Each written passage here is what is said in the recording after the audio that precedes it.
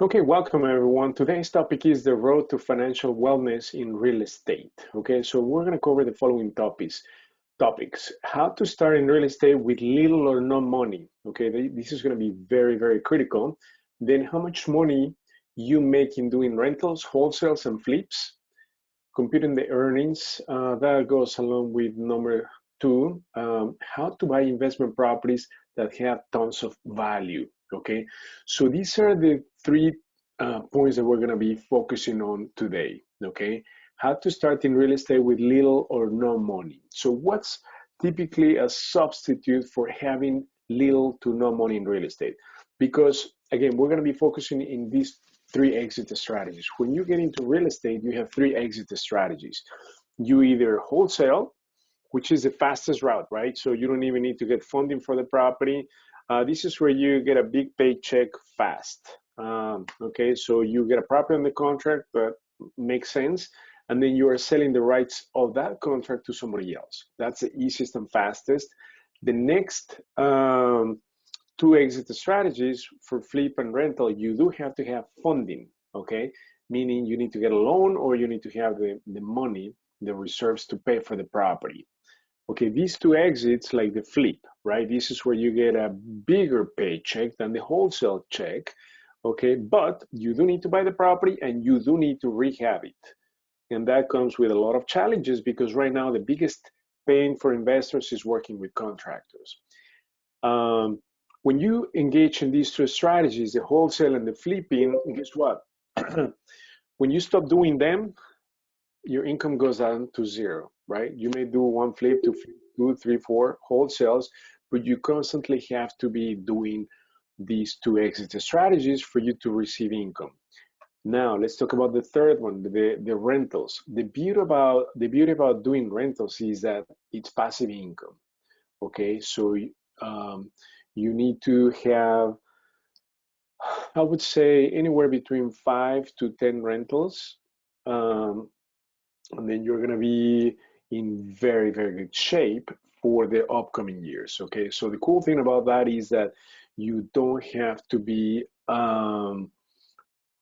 working on building more. Once you accumulate anywhere between 5 to 10 rentals, it's like the sweet spot to have that passive income. And it's not only the passive income on a monthly basis, but it's the net worth and the equity that you accumulate over time, right? Because um, uh, you're going to be paying off mortgage and rents are going through the roof because population is growing. And not only that, but properties appreciate in value.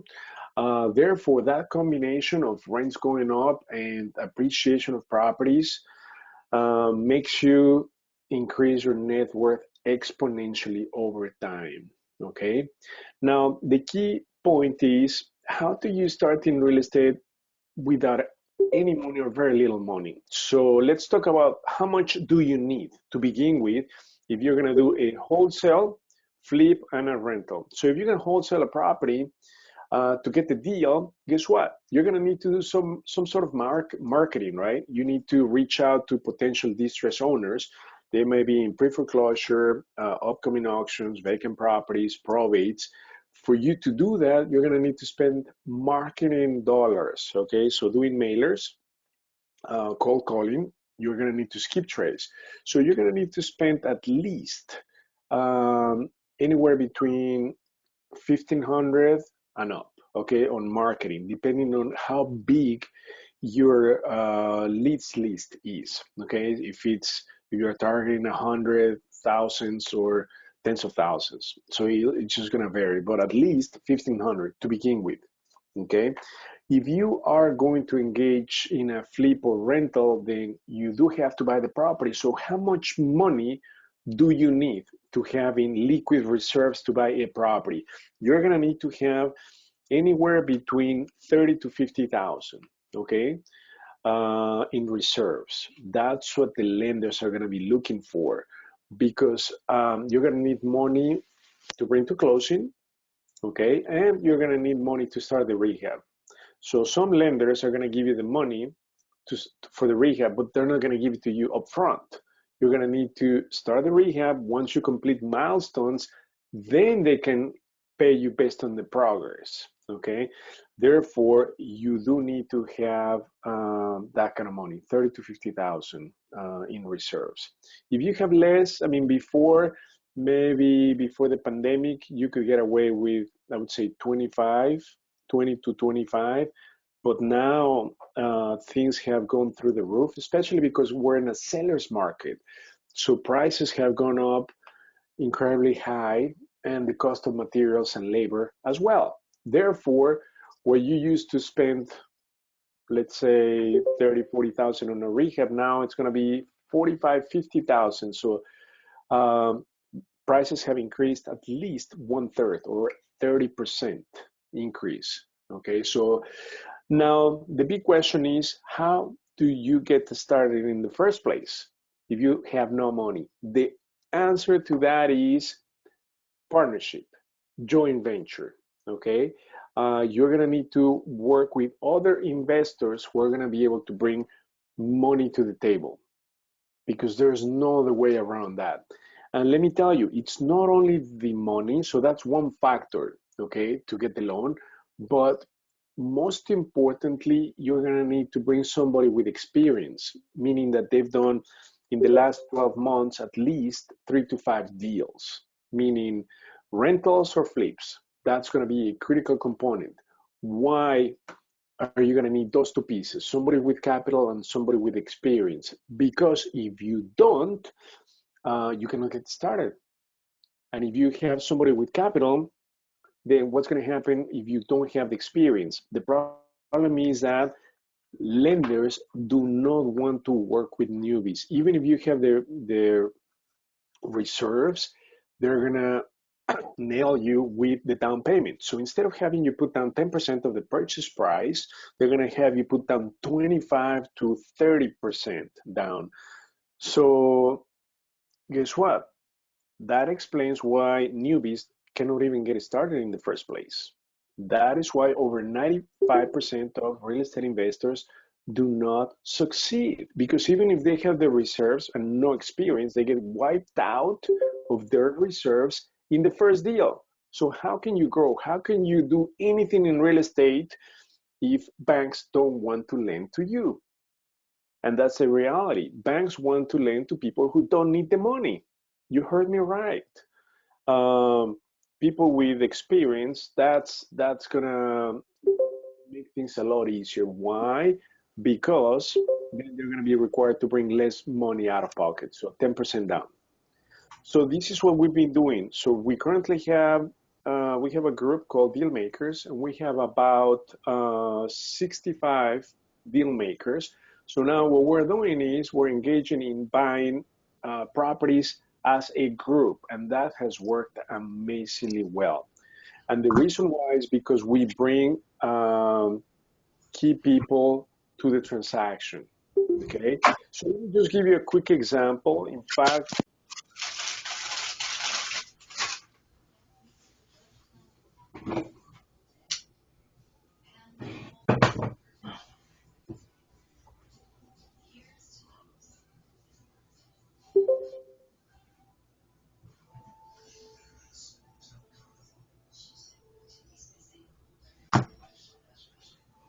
Google, I'm sorry if I'm not, I don't know if anybody can hear you, but I'm not able to hear you anymore. Yeah, we lost you, Hugo. okay, can you guys hear me? Yeah, now we're good. Thank you. Okay, perfect. Thank you. Thank you, Stanley. So what I was telling you is that you do, guys. What we the way to overcome that is to do deals as a group. That's going to make a huge difference. Again, you're going to need somebody with a track record, capital, and the crew. You know, the rehabbing crew. Those are the three pieces. So yesterday we just did one live. Okay, so we have the property. It's a 5-bedroom, 3-bath, about 2,000 square feet. It should be 2,000 square feet. ARV 370, rehab about 80 or so, and then the price 182. Okay, now we're bringing as a group key players, right? People that are going to be contributing. We have about 9, 10 people.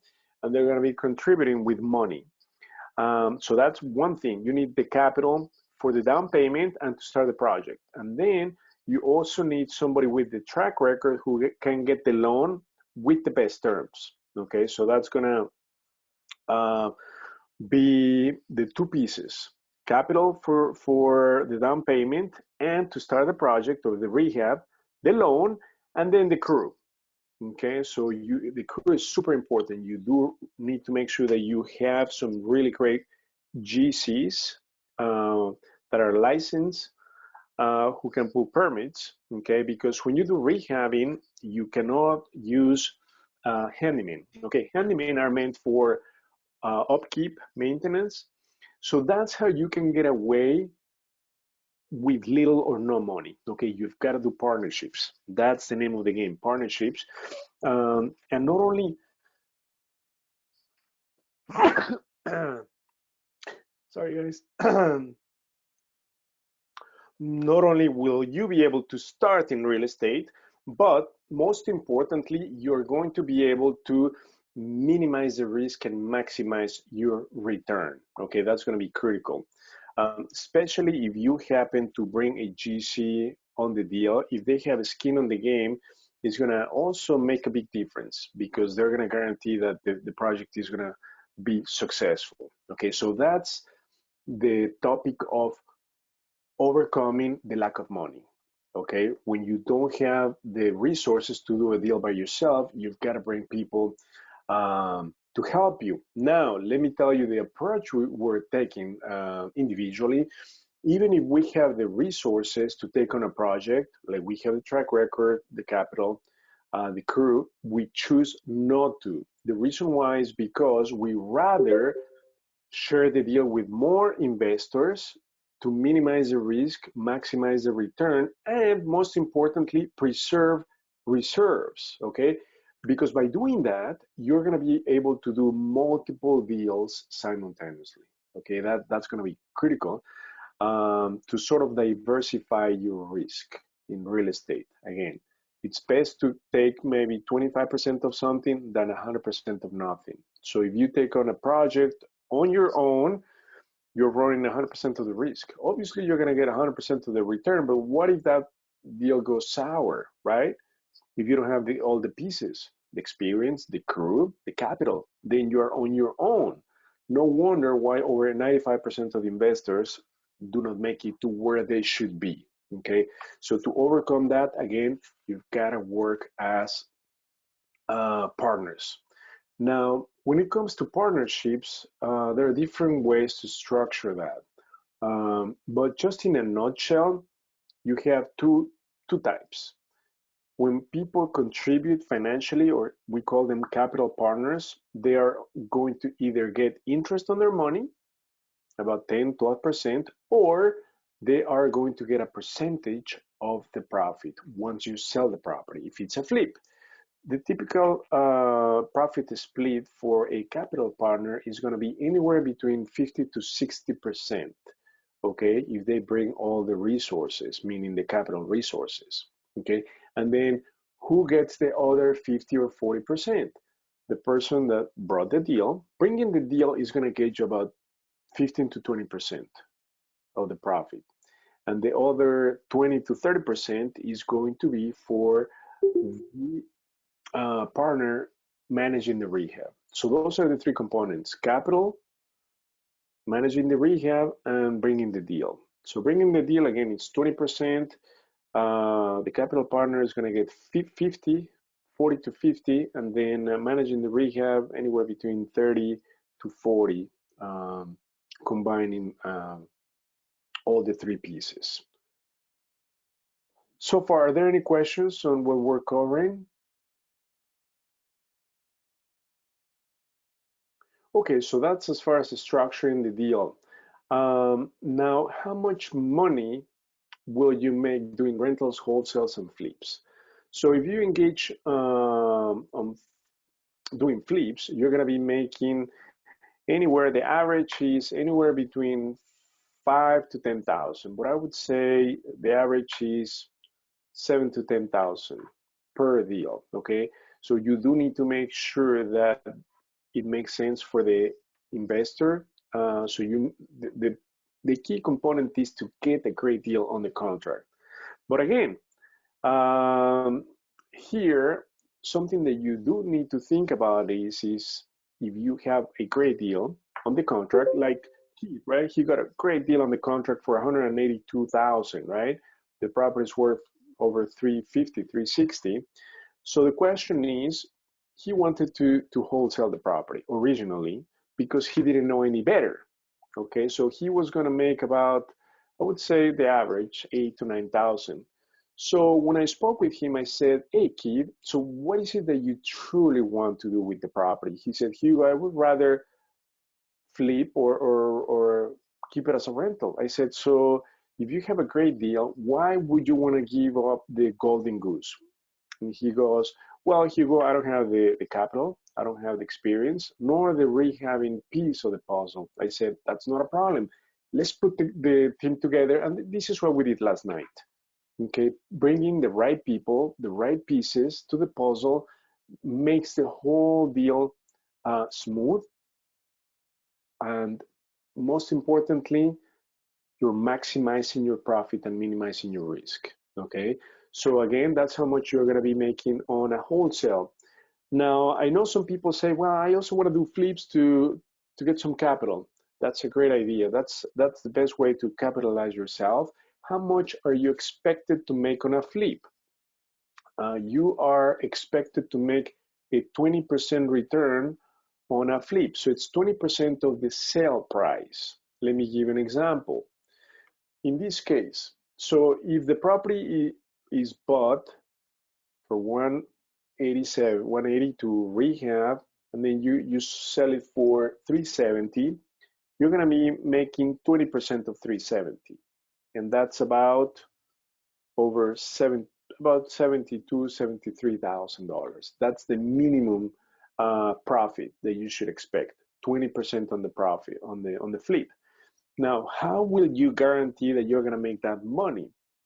The key to be able to make that money, you have two pieces. You need to make sure that you buy it at the right price and that you keep your rehab under budget. Okay, so in a nutshell, you really need to stick to the numbers. Okay, so we have the basic formula. So the ARV is the after repair value. Once everything is nice, you have to multiply the ARV times 70 to 75%, Y minus the rehab, and that should give you the most you pay for the property. Why would you want to multiply the ARV times 70 or 75%? If you multiply by 75%, what happens to the other 25%? What's the other 25% going? The 20% is your net profit on the flip, and the other 5% is for closing expenses or carrying cost, okay, the cost of money primarily. So that is why if you're thinking about flipping, you really need to make sure you stick to the math and do the numbers to buy it for the right price. And when you do the scope of work, meaning how much you're going to put into the property, bring a GC, okay, so that they can give you the scope of work, okay, and it's not going to be perfect, but it's going to be in a ballpark estimate, and that's good enough. Now, how much will you make on a rental? On a rental, you don't immediately make money, but what you do need to have when you pursue a rental is at least 25% equity on the back end. What does that mean? What it means is that let's assume you buy it for 100, you put in 50, that property needs to appraise, meaning the ARV should be at least 200,000. So then you end up with 25% in equity. Why is that important? Because when it comes to stabilizing the property, meaning that once you bought it, fixed up the property, you've got to rent it, get it rented. So once you get it rented, then you will convert the fix and flip loan, because it's a short-term loan, right? The lenders, Harmony lenders or private money lenders, are going to give you the money for the purchase and the rehab, but that's it. It's a short term loan. It's about a 6 to 12 month term. So once you finish the project, let's say in 6 months, you need to pay them off. So you need to now get a new loan that it's a long-term loan, a 30-year loan. We call these conventional or rental loan. So you refinance the fix and flip loan with a long-term rental loan. That means stabilizing the property. So you need to have 25% equity for conventional lenders to give you a rental loan. If you don't have that 25% equity, you're going to need to bring money out of pocket. So it is super critical that you buy the property again for the right price so that you end up with 25% equity. So when we analyze deals, we target to pay the flip price because that is a lower price than the rental price. Because if you buy it as a rental, it's the most forgiving offer, meaning that you can multiply the ARV times 80%. So you can afford to pay more. Why? Because it's a long-term investment. You have time to recoup. So the problem is if you pay the rental price, meaning let's say instead of paying 100, you pay 120. What if you make up your mind and you decide to flip the property? That's a problem because then you won't make the 20% return. You get lucky if you make 10% or you break even. So it's too risky. That is why you always need to aim to pay the flip price. Again, ARV times 75% minus the rehab. So always making sure that you have a 25% equity on the back end. So all in, purchase and rehab, that's 3/3 of the property value. The other third should be the other, actually it's not 3/3, it's 3/4. So the other fourth or the other 25% should be your equity. Okay, so that's the expected return, having or ending up with 25% equity. So let me give an example. One of our members, Luis Dueñas, bought a property in Lansing. So he bought it for $146,000 and it appraised as his value for $184,000. So almost $40,000. It appraised $40,000 higher than what he paid. So think about this. He's walking into the property with at least 25% equity.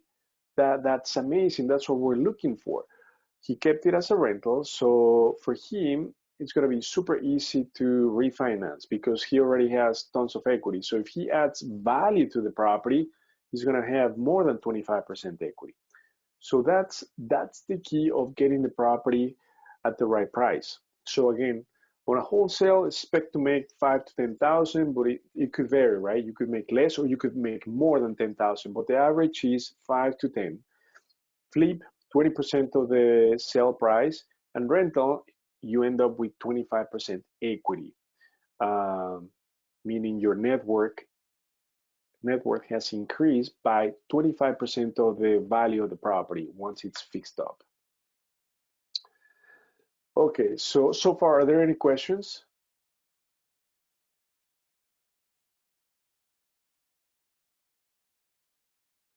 Okay, so now the next topic, let's focus on this, how to buy investment properties that have tons of value. So this is the million-dollar question, right? Where are you gonna find these deals? Okay, so you have two options, either MLS or off-market. Off-market, meaning the properties are not for sale, technically not for sale, owned by distressed owners, either financially, emotionally. That's where you're going to find the biggest spreads. And also MLS. So we found deals in both MLS and off-market. So the question is, how do we do it, right? How do we source these many deals? Okay, the secret to that is number one, relationships. Okay, we're connected with key players that feed us deals. That's the easiest and fastest. So they buy tons of properties at the auctions, judicial auctions, and then they just want to move the properties. They want to make pretty much wholesale the properties to us. That's one way. Another way is to reach out to the owners. So as we talked earlier, have a marketing or mailing campaign for distressed owners. Okay, probates, pre-foreclosures, those are the most important lead pipes, either through mailers, cold calling, or text messaging. Those are the three type of marketing campaigns that you can engage in for the most important lead pipes. Probates, meaning when people die, the heirs take over the property and they just want to cash out and sell them. So that's a probate. And pre-foreclosures, people who fell behind their mortgage. And now the bank is going to take over the property if they don't come current, but they obviously have to go through the court system, and it's called the foreclosure process. So when they are in the foreclosure process, that's another great lead pipe. So we've gotten a few properties through probate campaigns and also through pre-foreclosure. The other lead pipe is MLS. Okay, we cannot afford to ignore MLS. In fact, we got two properties this week from the MLS. One we're going to cancel. It's just too much work.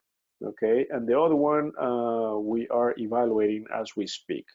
So this is what we've done. So let me show you on the screen. We have backend brokers scanning the MLS for potential deals. Okay, we want to make sure that we do not miss a single deal that we can bring to you guys. So the way we do it is we set up searches in the 7 counties: Lake, DuPage, Cook, Kane, McHenry, Wheel, and when we find a property that looks distressed, okay, so we check the property, meaning the pictures online. If we find some room to add value, then we start to do deeper analysis. So what is the analysis that you need to do to identify potential good deals? Okay, first of all, you're gonna know the asking price, okay, if it's MLS, of course. And the second piece of the equation is the after repair value. How much will this property be worth once you fix it up? And the third piece of the equation is the rehab. So right now we're estimating the rehab based on the square footage. Okay, and by looking at the pictures, we get an idea if it's a gut rehab, meaning that you've got to do everything, or if it's a medium rehab, where you've got to do kitchen, bathrooms, flooring, light fixtures, some plumbing, some electric, perhaps some roofs, so roof repairs. Okay, so we estimate the rehab. Now, let me give you a tip of advice. Take the square footage and multiply it times 40. So if a property has, let's say, 1,200 square feet, multiply that times 40. So 40 times 1,200 is 48,000. So that's a ballpark. Again, before we used to multiply it by 20 to 30. Now we multiply it times 40 because the cost of materials and labor, super high. So once you have these three pieces, then I gave you the formula, right? The ARV, the max allowable offer, means the most you should pay for the property. So check this out. We know in green the most we should pay for the property, and we know what the asking price is. So for instance, on this property in Mondeline, we know that the most we should pay for the property is 122, yet it's for sale for 129. So we're not too far out, right? Too far apart. So we're about 7,000 difference. So this is something that could be negotiated, right? If the rehab indeed is 25,000. So let me just give you an example. So I'm gonna pull up the property and show you how you analyze a property. So the first thing you're gonna look at is 2-bedroom, 1-bath, 1,100 square feet, okay? And then we are going to look, before you dive into the pictures and due diligence, location, okay? You wanna make sure that you are nowhere near creeks, busy streets, airports, train tracks, because that affects the property value. So this is seems to be in a quiet street. Okay, so we can move forward. Then I want to see some pictures. I believe there are no pictures. When you don't have pictures, most likely it requires a lot of work. Okay, so you just read the description, right? As is, no FHA or VA. So that means that if it's as is, it's got violations. It needs a lot of work. Okay. So yeah, 129, we just need to get into the property and find out what it's gonna need. But based on the square footage, this is gonna take at least 45,000. 1,100 times 40, 45, 44,000. The minute you open up a house, you're looking at 15 to 20,000. Just paint alone is 4,000 or so. And then it adds up, right? And you've got to do, when you rehab properties, kitchens and bathrooms, that is where the money is going very quickly, right? Bathrooms, about 6,000. Kitchens could vary anywhere between 7 and up, 7,000 and up. Okay, so that's how we scan potential deals, but you always need to communicate with the listing agent. That's very, very critical. And this is how we're getting deals on the contract. The key is to, since we're in the people's business, build rapport with the listing agent. Understand what their client is looking for price-wise and terms-wise. So how much earnest money? When do they want to close? Are they okay with us taking a loan, or do they need cash? So understand what they're looking for and negotiate the deal verbally, okay? We try to avoid sending offers because whatever offer you make is going to be 100% wrong. Why? Either too low or too high, right? So we don't like to leave money on the table or overpay for it. Therefore, we always engage in building rapport with the listing agent so that they can help us come up with a fair offer that's going to get accepted. That's the key. Okay. So as you can see, you know, the people say, well, there are not too many deals. We're sourcing many properties that have potential. Okay, so I want to see a property. In fact, we saw this property today in Monticello. We show this property. Yep, this is the one that we showed. So again, just quickly go through the pictures.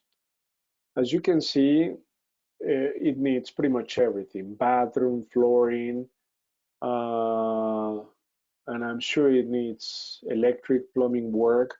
So this is extensive rehab. Yeah, for sure.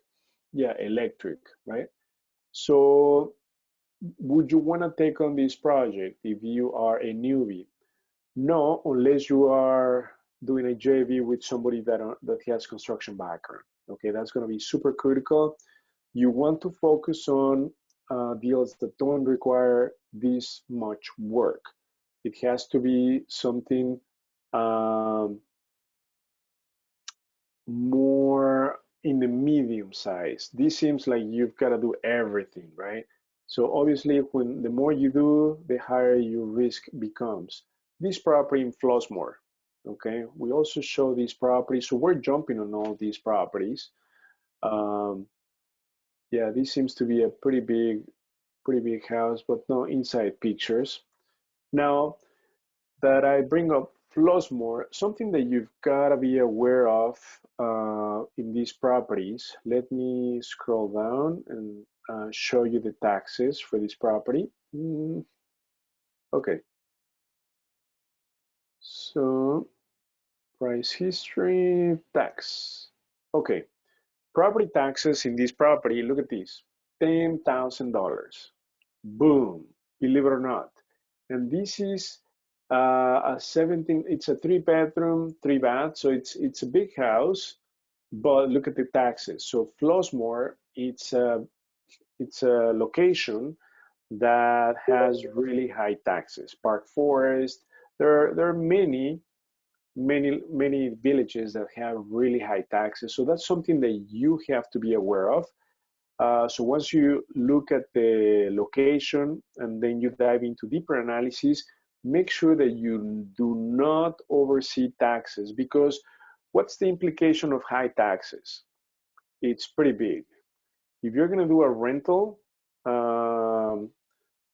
in this location, guess what? When you have high taxes, that's going to crush your cash flow. Yes.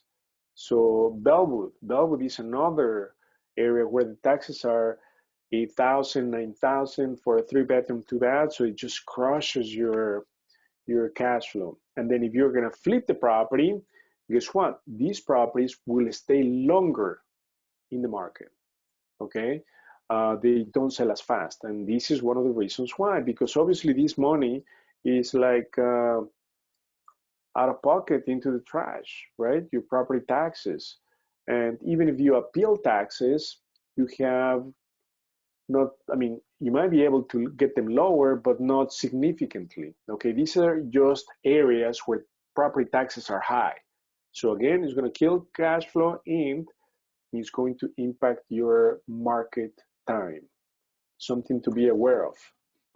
Flossmoor, Dalton, Plano, Bolingbrook. So these are Bolingbrook. It's a very hot market because Amazon has a warehouse there. So that's also something that you've got to be aware of. What's happening in that area?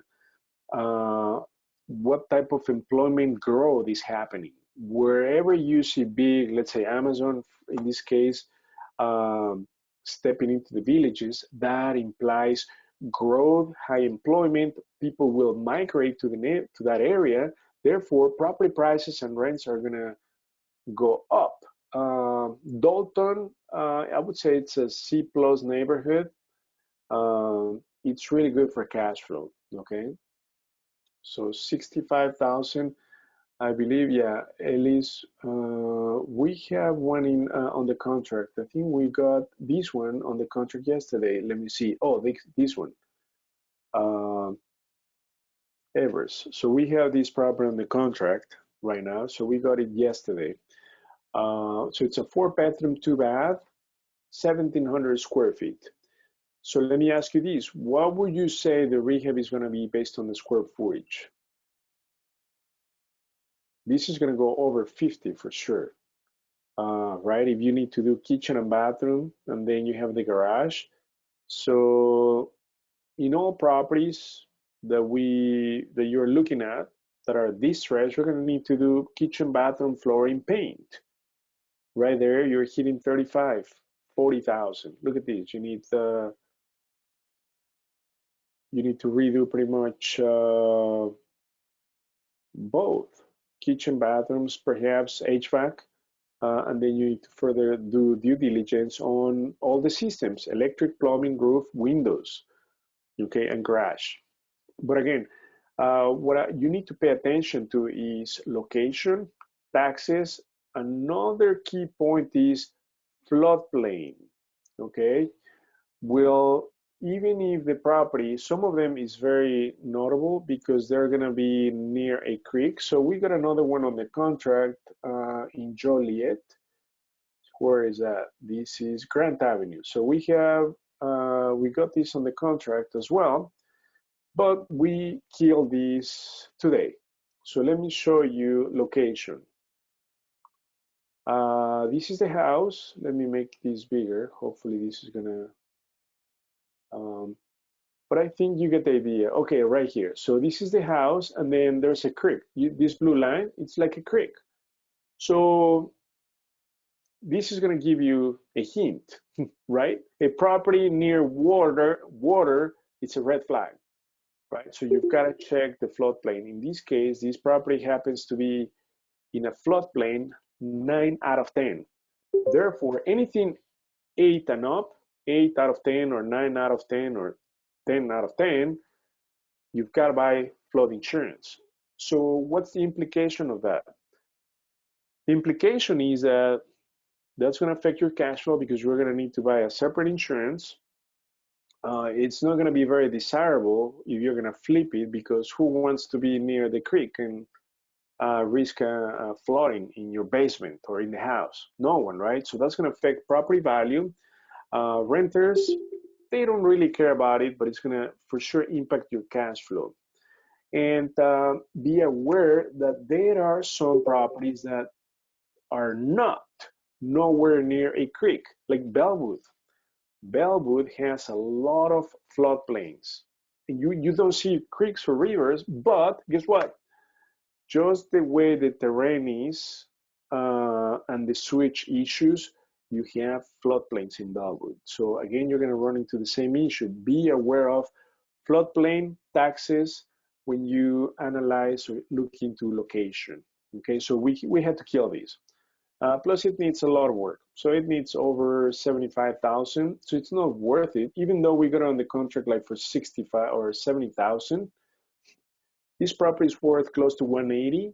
We got it for 70,000. But guess what? If we have to put like 80,000 into it, 80 plus 65 or 70, that's 150. We have very, very little room for profit. Remember the numbers. All in on this property, we would be at 150, but the ARV is anywhere between 180 to 200. Remember what I mentioned earlier. You need 25% equity on the back end, and we don't have that in this deal. We only have like 25,000, 30,000, but we are not 100% sure we can get 50,000 equity, meaning the ARV may not be 50,000, especially because it's on a floodplain. So what do? Boom, you kill the deal. So that's what, I mean, at least we're able to lock the deals, and then you have 5 days in the contract to do attorney review and inspection, meaning more due diligence on the property. Like you get an inspector to come see the property, you check any violations, floodplains, foundation issues, and so forth. Okay, so that's what that period is for. So you don't need to know everything up front when you get it on the contract. You do have that time for you to do your due diligence. So that's an example of that property. So this is going to give you an idea of what we're looking for when it comes to deals. Location, reasonable taxes, no floodplains, and that the numbers make sense. Okay, that's going to be very, very critical. Are there any questions so far? Well, I have a quick question. When it comes to a property having the basement, how do we calculate the square feet of the basement? Okay, so great question. So you're going to need to know the square footage of well, first of all, when you list a property, so let me just open up and give you, actually the one that I had open, Grant in Joliet, it's a very good example. Let me pull that up. Okay, this is a link. Okay, so the square footage on this property, when you list the property, so this is 1,300, 1,344, okay? That is, so the square footage that the brokers or listing agents are supposed to put on the listing is first floor, and in this case, this has a second floor, second story. So they're not supposed to include the square footage of the basement because technically it's not livable space, okay? And also now, as of June last year, there are some stipulations when it comes to for appraisers to calculate the square footage. It has to have a livable, I mean, a height of 7 feet.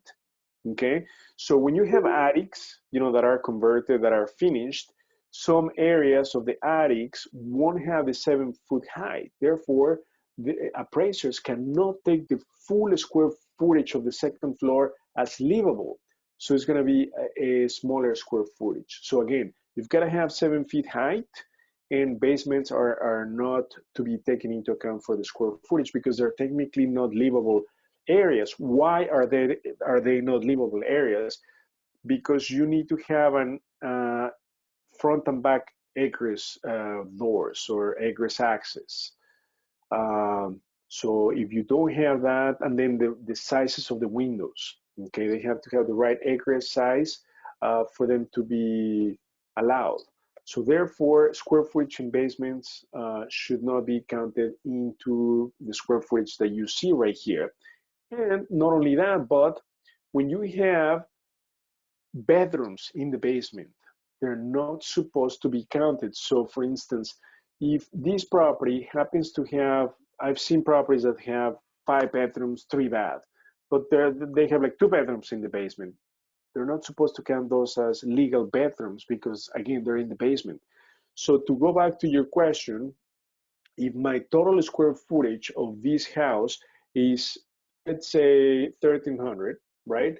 That means that the first level has about half of that, which is 750 or 725, and the top one has 725. So my basement is going to have about 725, okay, in this case. So 700 square feet for the basement.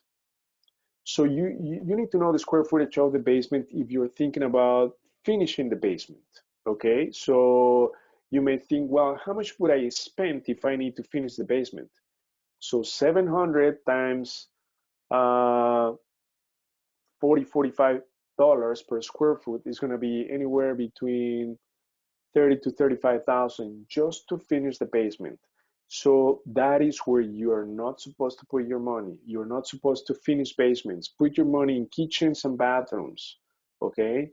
Not in finishing up basements. Basements, you want just to clean them up, paint them, put light fixtures, fix any cracks, and that's it. You want to make them look clean, but you're not supposed to finish the basements, okay? Because it's not, you're not going to get your money back, okay? In fact, so you have, go ahead. When we're doing the comps, we're not supposed to include the square footage of the basement then. No, exactly, no. But when you're looking at comps, okay, so what's important is that, let's say the subject property has a basement. When you look at comps, you want to look for properties that do have a basement, okay? That's going to be very, very critical. Okay, properties that do have a basement, because they're going to be worth slightly more, and because people value the space. So properties with basement versus no basement, when it comes to looking at comps, are going to be worth more. Okay, because technically they have more livable space, although it's not legal livable space, but people value extra space because they do a lot of stuff in the basement, right? But it doesn't mean that it's legal livable space. So yeah, make sure that you compare apples with apples, okay? But be aware of the square footage that is not supposed to be taken into account. But when you look at comps, make sure that you're looking at comps that have basements. So the square footage can be extremely misleading because that's a data entry mistake a lot of listing agents make. Sometimes they add the square footage onto the overall square footage for the property, right? And they're not supposed to for the basement. And some, they do not include it, okay? So you might see properties that have like 3,000 square feet and they're like 3 bedroom or 4 bedroom. Something is not right. Big houses, you're gonna see about 2,000 square feet. But if you see anything like over 2,000, I mean that's not right. They're adding, it's the incorrect square footage. Okay. So as far as basements, okay, we don't like basements. Basements are trouble because if they flood, they become a swimming pool, and you're gonna lose your mechanicals, laundry. It's expensive. When it comes to rentals, it's not going to make a difference on the rent if you have a basement or not. People like it, but it's not going to be a deal breaker, especially in such a strong rental market. So we like crawl spaces or slabs. So you have the slab, crawl space, you have about 2 feet, 3 feet height, and then you have the basement. Those are the 3 foundation types. That's it. So if they have a basement, fine, but we prefer crawl space over basements, okay? Less maintenance, less headaches, especially if you're gonna keep it as a rental. If you're gonna flip it, then people value space, okay? So a basement has more value than a crawl space. Does that make sense? Did that answer your question? Yes, it did. Thank you. No, no problem. Anybody else?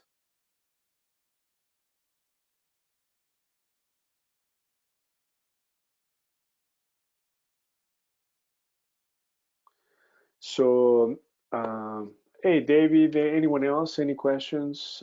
George, Mary, Nick, Rob, Stan, anything that you would like to add? No, Hugo, no question. I think you're doing a great job. Thank you.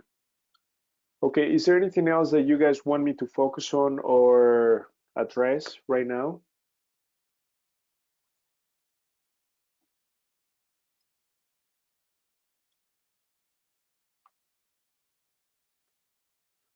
Okay, so let's quickly recap, okay, because I know some people came a little bit later to the meeting. Let me go back to the topics that we talked about, okay? So the question is, how do you start in real estate with little or no money, considering that you could do 3 exit strategies, the wholesale, the flip, and the rental. So to start, you're gonna need to put in at least 1,500 and up in marketing to do wholesaling, okay? Now, if you wanna fix and flip or rent, you're gonna need anywhere between 30 to 50,000. If you don't have the money, the way to do it is through partnerships. That's the key. That's the most important key. If you have a great deal on the contract, obviously the easiest exit strategy is to wholesale the property. You're going to make anywhere between, the average is 5 to 10,000 on the wholesale, which is good, right? It's just easy and fast money.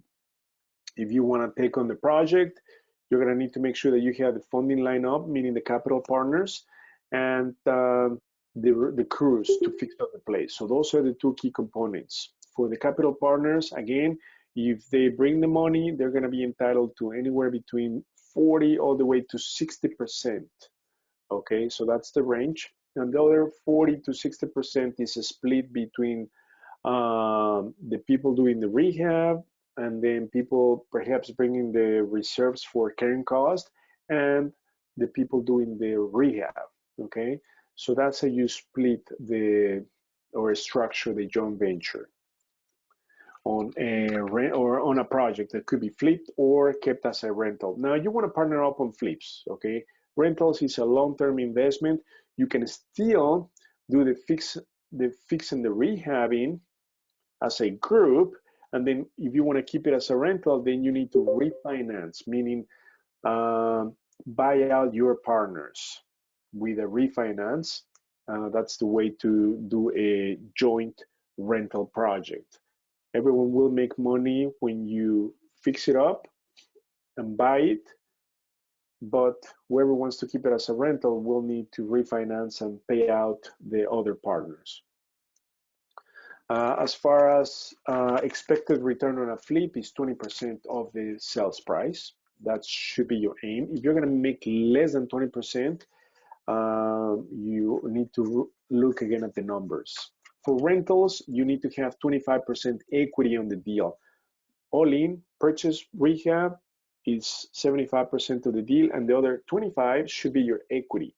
Meaning, purchase and rehab 150, you should have priced for 200. You've got to have that to be able to refinance, because they're going to ask you for 25% equity on the deal. Else, you're going to need to bring money out of pocket to the refinance. So that's in a nutshell. And then we talked about source of deals, off market and MLS.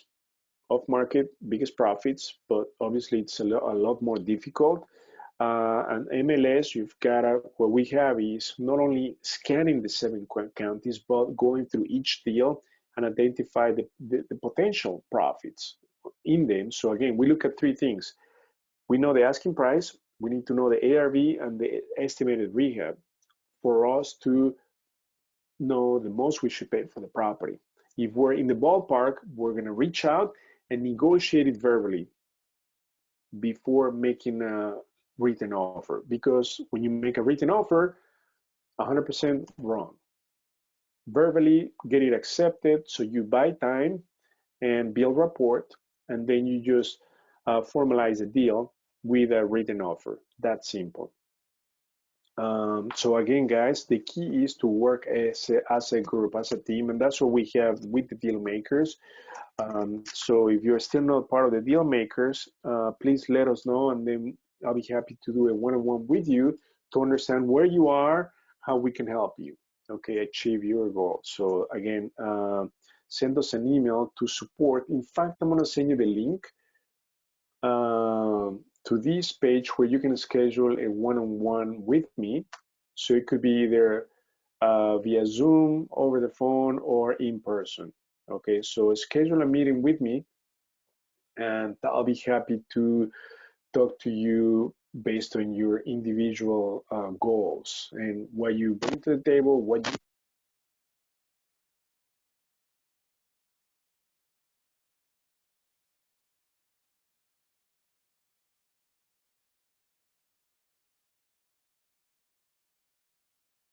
We lost you again, Hugo. Oh, okay. Can you hear me now, Stan? Yeah, yeah, we're good Oh, now. okay. Perfect. So please schedule a one-on-one with me to help you, with your real estate efforts. Does anybody have any comments, any questions, anything that we should cover, or anything that you've always wanting to know? You go. It's my first time hearing about the at least 20% of the value. So if we're looking at a flip, so we pretty much need to determine the ARV or whatever the max, whatever the sales price, and to move forward, the rule of thumb is if we make at least if it's going to be a 20% profit, then that's a good move to make to move forward. Did I hear you Exactly. correctly? Exactly. And you know why? Very simple, David, because let's say if you wholesale the property, you're going to be making anywhere about 5%, 3 to 5%. But if you're going to go through the trouble of buying it, meaning getting the funding and fixing it and then selling it, you're adding too much. At least your profit should go from 3 to 5% all the way to 20%. Because if you think about it and you overpay for the property and make only 10 to 15%, you should have wholesale that deal because you're adding too Gotcha. much stress, time, and you're not making the return. So everything should be driven by your return. Um, so that's going to be very critical. It's just too much work to buy the property, fix it, and then sell it for you to not make the right percentage. Uh, so that's what you need to look at. Once you know the ARV, the question is, will you be able to make at least 20% of that? So if you sell it for 200, you've got to make at least 40,000. If you're not making 40,000, oh my goodness, you've got to rethink your exit strategy for sure. Maybe renegotiate the price, pay less, uh, or you may need to bring more partners, right? So if you guys are going to make less, you've got to minimize risk by bringing more partners with expertise, like rehabbing expertise, capital. But does that make sense?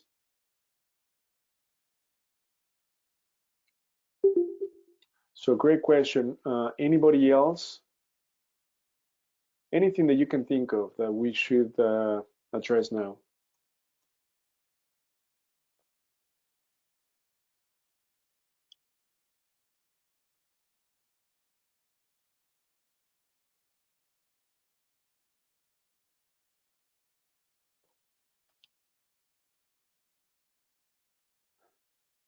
Eric, how are you doing? How are your rentals? South Holland, George, how's your displays?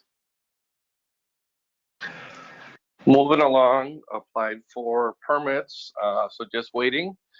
And so soon they said it's about 4 weeks, so that's the unfortunate part. So trying to do some cleanup on the outside at this point.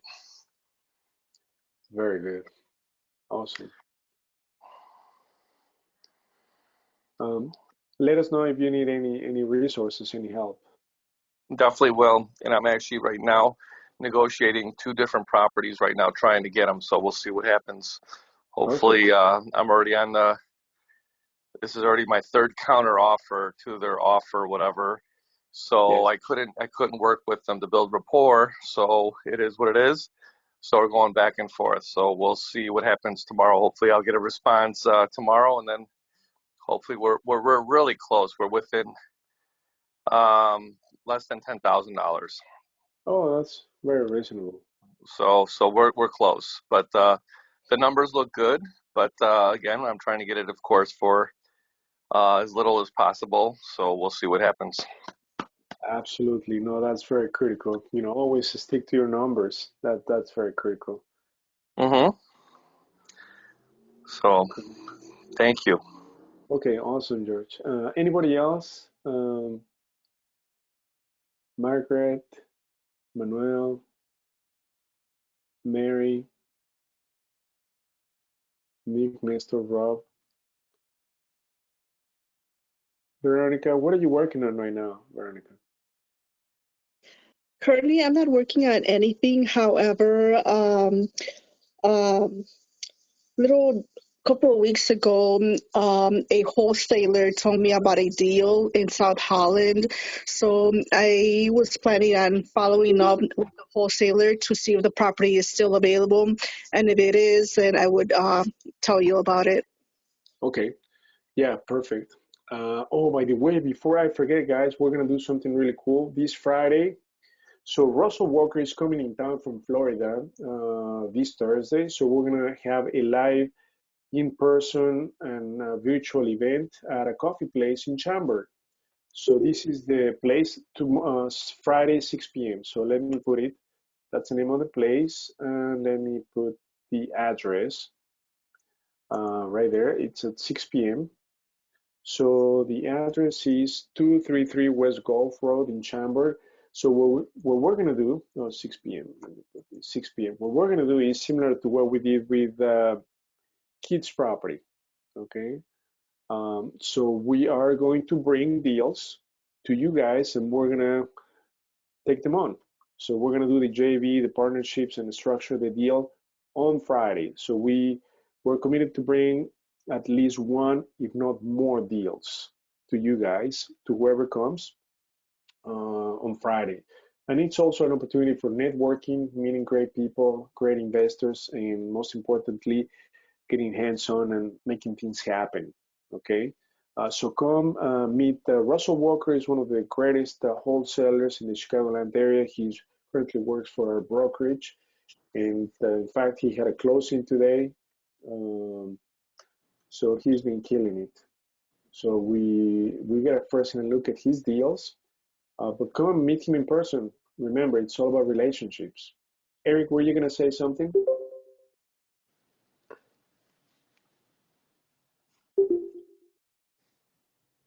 So yeah, I hope you guys can come on Friday, 6 p.m. I'll be there, Russell will be there, and I think Frank Montero may come as well. Any other comments? Teresa, Veronica? Thank you, Hugo. I lost you earlier. That's why I didn't respond. I'm sure you asked, did I understand everything? So Oh, I'm back okay. now. Thank you. Okay, perfect. I hope you can swing by Friday, Dave. Yes, I will be there. Perfect, perfect. Anybody else? Eric, Teresa, Veronica? Hello, hello. Yes, yes, Hey, Hugo, this is Teresa Job. yes. Hi, Teresa. Hi, hi. I have an property in Addison. I just purchased. It was from auction.com, Okay. and I don't have a lot of margin. Um, I Can I am have the not. address? Let Yes, me. yeah, if you don't mind. 101 South Wisconsin Avenue. Gee whiz. Okay. What? That's payload. Okay. So okay, go on, Teresa. Let me pull it up. So I don't know what I want to keep it as a rental or should I flip it? Okay. So you bought these for how much did you pay for it? 213.5. Mm-hmm. Yeah. 213,000. Yes. So let's do this. Are you able to come Friday?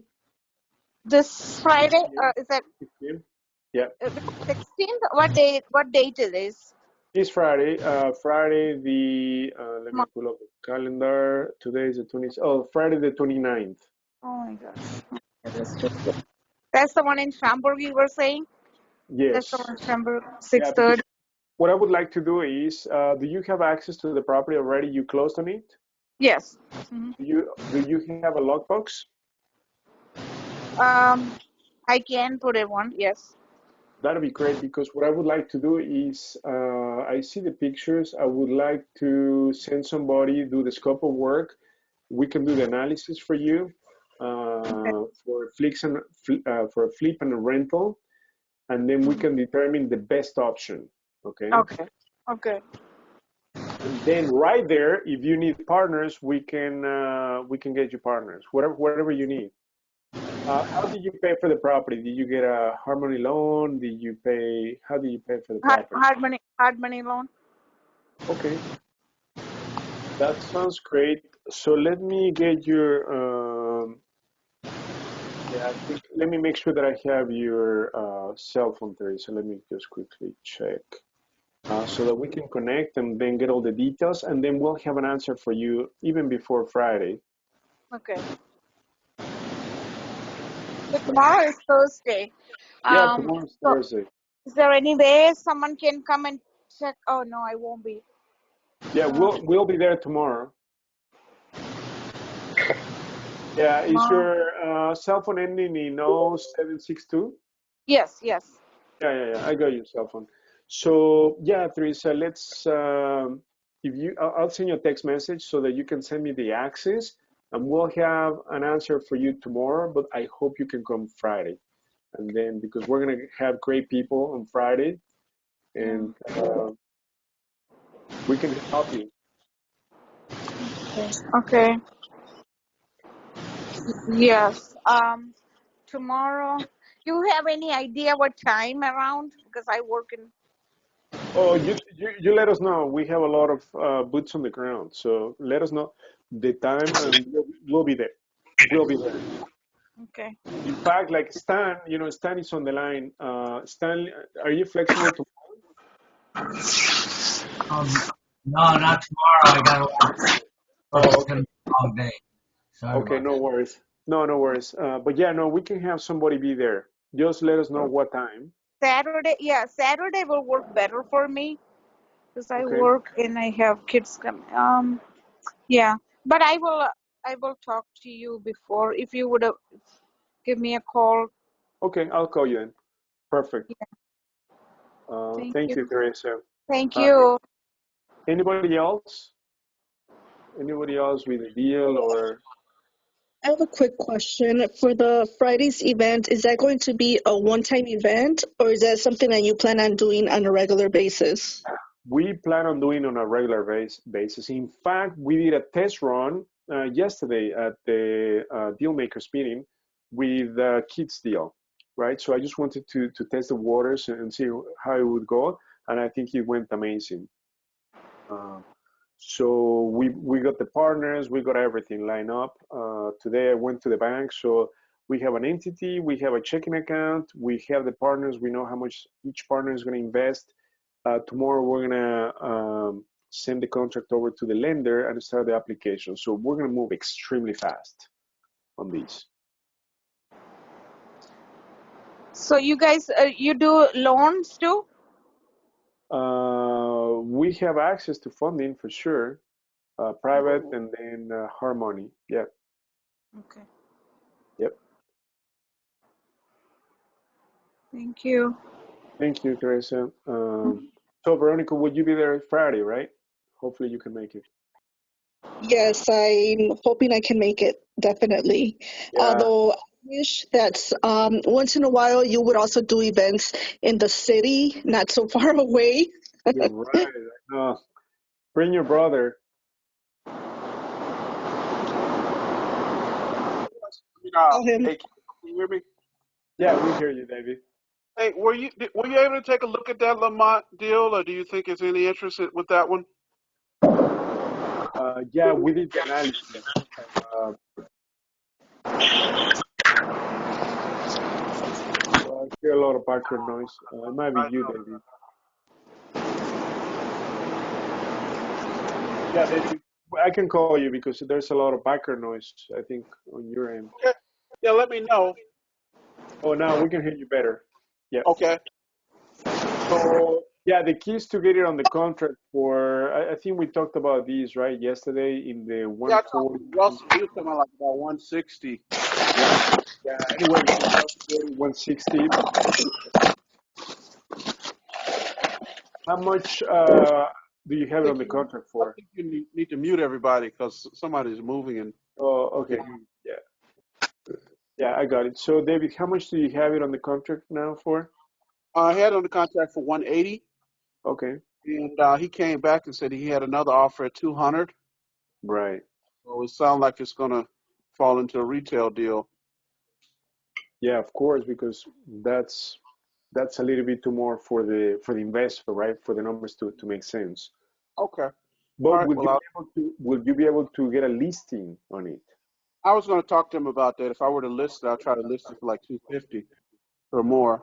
At least he can get what he wants for it. I'll reach out to him though on that end. Yeah, because at 200, man, there's very little room. I mean, the risk is too high for the Yeah. numbers. Yeah. All right. I appreciate it. Thank you. Thank you, David. Yep.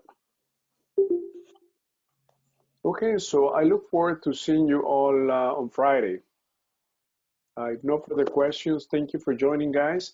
And I hope to see you all on Friday, 6 p.m. All Again, righty. Have a good one. thank you, everyone. Okay, Hugo. Thank you very much. Thank you, everyone. Take care. Bye-bye. Thanks, Hugo. Thank you, Stan. Take care, everyone. Bye-bye.